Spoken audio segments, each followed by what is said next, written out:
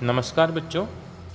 पिछली कक्षा में हमने रीतिकाल के प्रवर्तक कवि केशवदास के जीवन और उनकी रचनाओं, उनके कृतित्व पर चर्चा की थी। आज हम आपके पाठ्यक्रम में जो रचनाएं केशवदास की संकलित हैं उनका अध्ययन प्रारंभ करेंगे।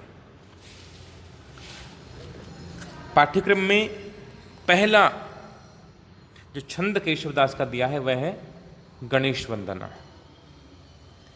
केशवदास ब्रज भाषा के कवि हैं। यहाँ कवित्व छंद हैं। रामचंद्रिका के मंगलाचरण से ये कवित्व अवतरित है, संकलित है और मैं पढ़ता हूँ उसे। बालक मृणालिनी जो तोरी डारे सब काल, कठिन कराल जो कराल दी है दुख को, विपति हरत हटि पद्मिनी की पात सम, पंख जो पताल पेली पठवे कलुष को, दूर के कलंक अंक भय शीस शशि सम, राखत है केशवदास दास के वपुष को, साकरे की साकरनि सन्मुख होत तोरे, 10 मुख मुख जो में गज मुख मुख को। कवि केशवदास ने अपने महाकाव्य रामचंद्रिका के प्रारंभ में मंगलाचरण का सन्निवेश किया है।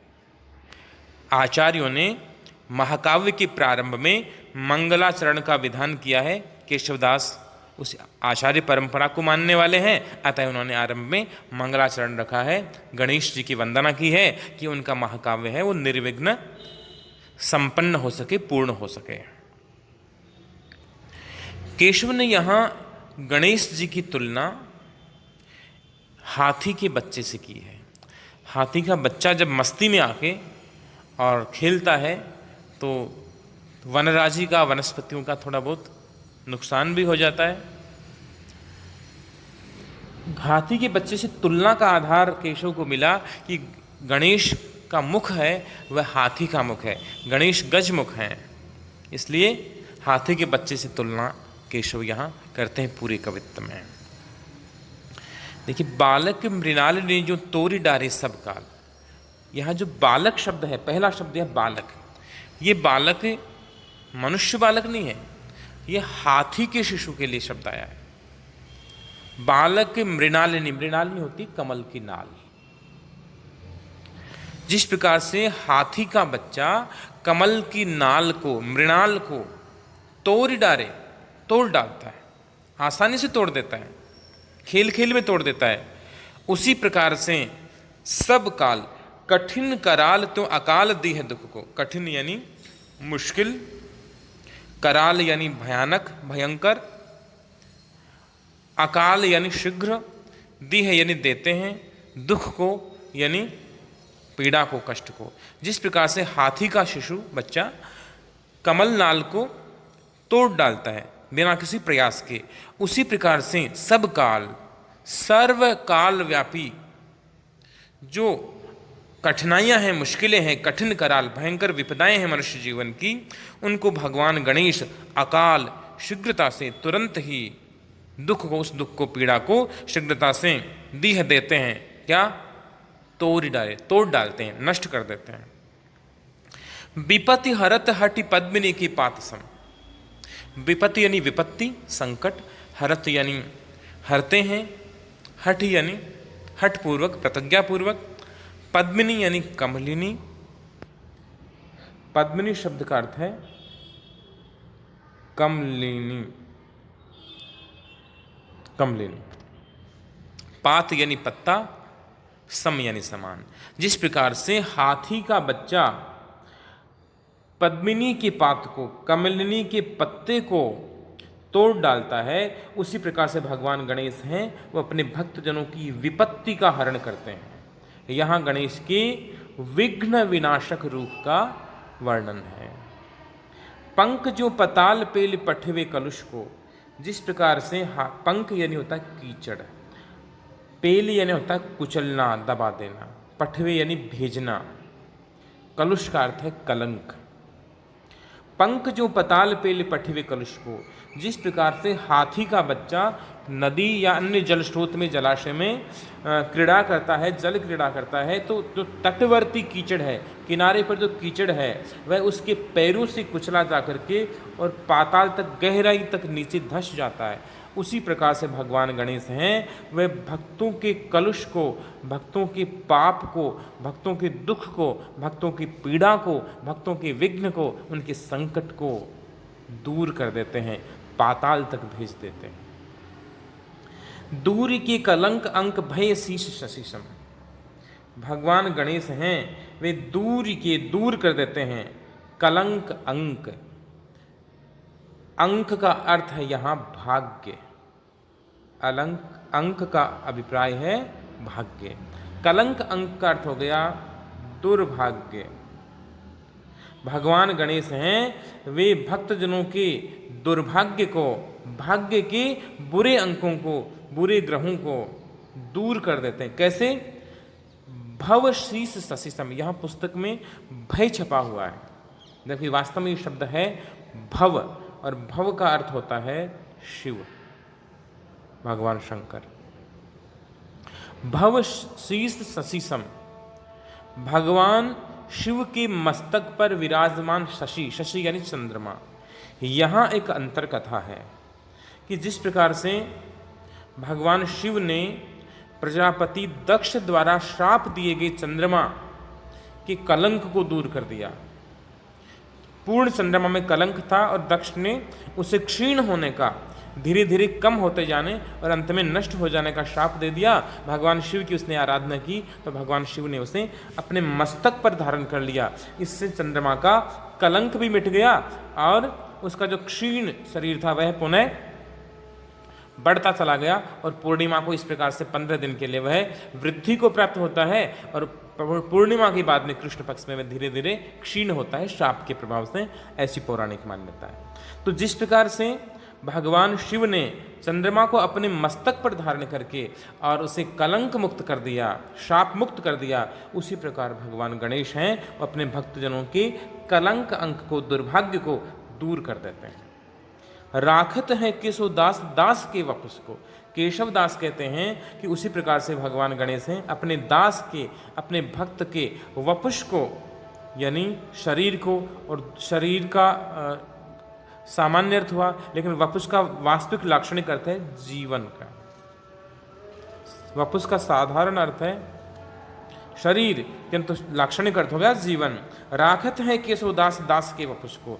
शिव जिस प्रकार चंद्रमा की कलंक की रक्षा, कलंक मुक्त कर उसके जीवन की रक्षा करते हैं, उसी प्रकार भगवान गणेश हैं, वह अपने भक्त जनों के देह की, उनके जीवन की रक्षा करते हैं।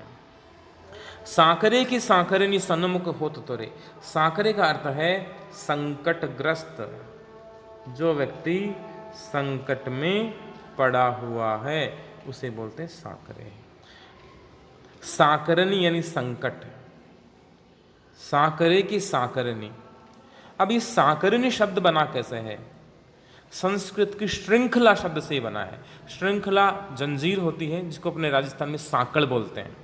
गाय भैंस आदि की बांधने के लिए लोहे की जंजीर जो होती है उसको सांकड़ बोलते हैं। तो सांकरनी अर्थात बंधन, यहाँ भी प्राय संकट से भी है। सांकरे की सांकरनी, संकटग्रस्त व्यक्ति के संकटों को गणेश हैं वो दूर कर देते हैं, उन संकटों को, उन बंधनों को तोड़ डालते हैं। कब? सन्मुख होत तोरे, कोई गणेश जी के सन्मुख चला जाए, उनकी शरणागत हो जाए, उनके सामने चला जाए, प्रणत हो जाए, तो वो संकट मुक्त हो जाता है। और 10 मुख मुख जो भी गजमुख, मुख को गजमुख गणेश, जिनका मुख गज का है, हाथी का है, 10 मुख हैं, वे भी गजमुख का मुख जोते रहते हैं। जोना यानी देखना। 10 मुख शब्द यहां चमत्कारिक है। 10 मुख सामान्यतः हम रावण को समझते हैं, लेकिन यहाँ 10 मुख का अर्थ है, कई अर्थ हैं, श्लेष अलंकार है यहाँ। 10 मुख यानी 10 दिशाएं, उत्तर, दक्षिण, पूर्व, पश्चिम, ईशान, वायव्य, आग्नेय, नैऋत्य, ऊर्ध्व, अधः, ये जो 10 दिशाएं हैं, इन 10 दिशाओं में निवास करने वाले सभी प्राणी, देवता आदि हैं, वो भगवान गणेश का मुख जो होते हैं अपने संकटों की मुक्ति के लिए। दूसरा एक और चमत्कारिक अर्थ है, 10 मुख। यहाँ कवि केशव गणेश जी को सबसे बड़ा सिद्ध करना चाह रहे हैं। संकट हरने के मामले में गणेश का कोई मुकाबला नहीं है। 10 मुख, अब देखिए त्रिदेव हैं, ब्रह्मा जी के 4 मुख हैं, भगवान शिव के 5 मुख हैं। 4 और 5 को जोड़िए तो हो गए 9, और भगवान विष्णु के 1 मुख है। इस प्रकार ब्रह्मा विष्णु महेश की मुखों की संख्या 10 है।